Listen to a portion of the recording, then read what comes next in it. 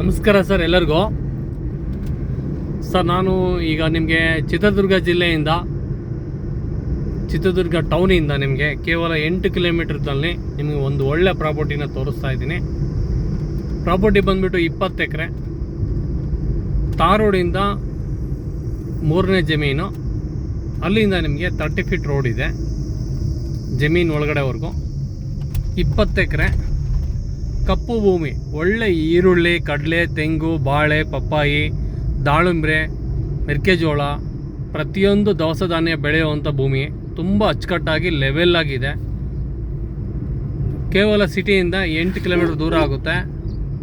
ನಿಮಗೆ ಚಿತ್ರದುರ್ಗ ಟು ಬೆಂಗಳೂರು ಹೋಗುವಂಥ ನ್ಯಾಷನಲ್ ಹೈವೇಯಿಂದ ಕೇವಲ 3 ಕಿಲೋಮೀಟರ್ ಒಳಗಡೆ ಬಂದರೆ ಸಾಕು, 2.5 ಕಿಲೋಮೀಟರ್ ಒಳಗಡೆ ಬಂದರೆ ಸಾಕು, ನಿಮಗೆ ಜಮೀನು ಸಿಗುತ್ತೆ.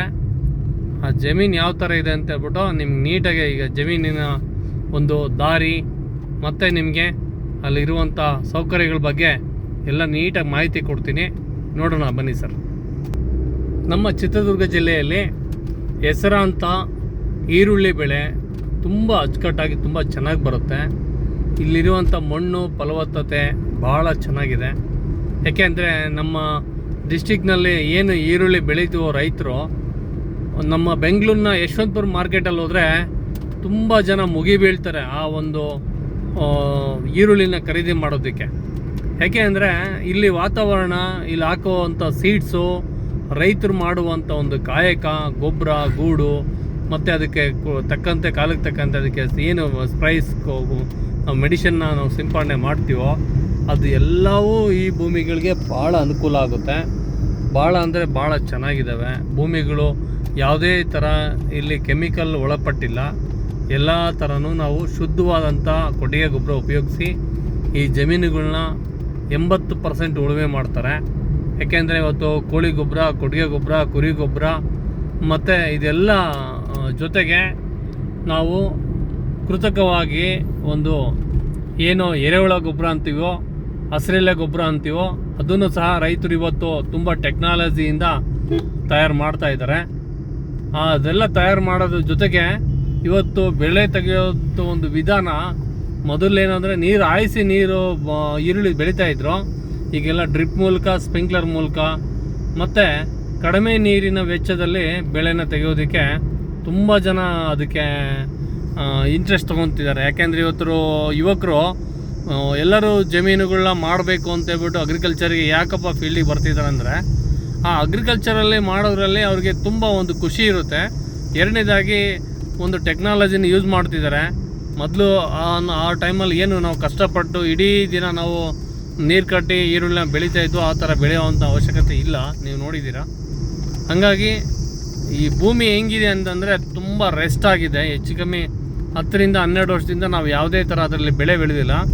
ರೆಸ್ಟ್ ಇರೋದ್ರಿಂದ ಭೂಮಿಗೆ ಏನಾಗುತ್ತಪ್ಪ ಅಂತಂದರೆ ಫಲವತ್ತತೆ ಹೆಚ್ಚುತ್ತೆ ಸರ್. ಮತ್ತು ಇಸ್ರೇಲ್ ಟೆಕ್ನಾಲಜಿಯಲ್ಲಿ ಏನಪ್ಪ ಅಂತಂದರೆ, 1 ವರ್ಷ ಒಬ್ಬ ರೈತ ಉಳುಮೆ ಮಾಡಿದಾರಂದರೆ 2ನೇ ವರ್ಷ ಅದಕ್ಕೆ ಆ ಭೂಮಿಗೆ ರೆಸ್ಟ್ ಕೊಟ್ಟು 3ನೇ ವರ್ಷಕ್ಕೆ ಮತ್ತೆ ಅದನ್ನು ಪ್ರಿಪೇರ್ ಮಾಡ್ಕೊತಾರೆ ಇಸ್ರೇಲಲ್ಲಿ. ನಮ್ಮ ಭಾರತದಲ್ಲಿ ಏನಪ್ಪ ಅಂತಂದರೆ ಎಲ್ಲ ಭೂಮಿನೂ ಬೆಳೆ ತೆಗಿಬೇಕು ಅನ್ನೋ ಒಂದು ಉದ್ದೇಶದಿಂದ ರೈತರು ಏನು ಮಾಡ್ತಾರೆ, ಅದಕ್ಕೆ ಒತ್ತು ಕೊಟ್ಟು ಅದೇ ಭೂಮಿಗೆ ಕಂಪ್ಲೀಟಾಗಿ ಬೆಳೆ ಬೆಳೆಯೋದಕ್ಕೆ ಇಷ್ಟಪಡ್ತಾರೆ. ಸರ್ ಇದೇ ರಸ್ತೆ ನೋಡಿ, ನ್ಯಾಷನಲ್ ಹೈವೇ ಬಂದುಬಿಟ್ಟು ನಮಗೆ ಇಲ್ಲಿ ಬರುತ್ತೆ ಸರ್.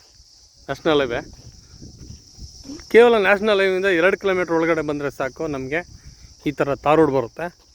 ತಾರ್ ರೋಡಿಂದ ನಾವು ಸೀದಾ ಜಮೀನು ಒಳಗಡೆ ಹೋಗೋದಕ್ಕೆ ಈ ದಾರಿ ಬರುತ್ತೆ. ನಮಗೆ ದಾರಿ ಬಂದುಬಿಟ್ಟು ನಿಮಗೆ 30 ಫೀಟ್ ರೋಡ್ ಇದೆ. ಯಾವುದೇ ಥರ ದಾರಿಗೆ ಸಮಸ್ಯೆ ಇಲ್ಲ. ಈಗ ನೋಡೋದಕ್ಕೆ ನಿಮಗೆ ನಾರ್ಮಲ್ ಥರ ಕಾಣಿಸ್ತಾ ಇದೆ ಅಷ್ಟೇ. ಇದು ತುಂಬ ಚೆನ್ನಾಗಿದೆ ರಸ್ತೆ. ನಿಮಗೆ ವೆಹಿಕಲ್ ಹೋಗೋದಕ್ಕೆ, ಟ್ರ್ಯಾಕ್ಟರ್ಗೆ ಮತ್ತು ನಮ್ಮ ಬೋರ್ ಲಾರಿ ಎಲ್ಲ ಎನಿವನ್ ಆರಾಮಾಗಿ ಹೋಗುತ್ತೆ. ಸರ್ ದಾರಿ ಎಷ್ಟಾಗಲ ಇದೆ ನೋಡಿ. ಇಲ್ಲಿ ತಾರ್ ರೋಡ್ ಬಂತು. ತಾರ್ ರೋಡಿಂದ ಬಂದರೆ ನಮಗೆ ನೋಡಿ 30ರಿಂದ 35 ಅಡಿ ರಸ್ತೆ ಬರುತ್ತೆ. ಇದೆಲ್ಲ ರಸ್ತೆಗೆ ಜಮೀನಿಗೋಸ್ಕರ ಮಾಡ್ಕೊಂಡಿರೋದು. ವೆಹಿಕಲ್ ಬರೋದಕ್ಕೆ ಯಾವುದೇ ಥರ ಸಮಸ್ಯೆ ಅನ್ನೋದೇ ಇಲ್ಲ. ಯಾಕೆಂದರೆ ಜಮೀನು ಇಲ್ಲಿ ಎಲ್ಲ ಒಂದೇ ಪ್ಲಾಟ್, ದೊಡ್ಡ ಪ್ಲಾಟ್ ಆಗಿರೋದ್ರಿಂದ ಓನರು ಎಲ್ಲ ನೀಟ್ ಆ್ಯಂಡ್ ಕ್ಲೀನಾಗಿ ರಸ್ತೆ ಮಾಡ್ಕೊಂಡಿದ್ದಾರೆ ನೋಡಿ. ಇಲ್ಲಿಂದ ಇಲ್ಲೇವರೆಗೂ ರಸ್ತೆ ಬರುತ್ತೆ ನಿಮಗೆ.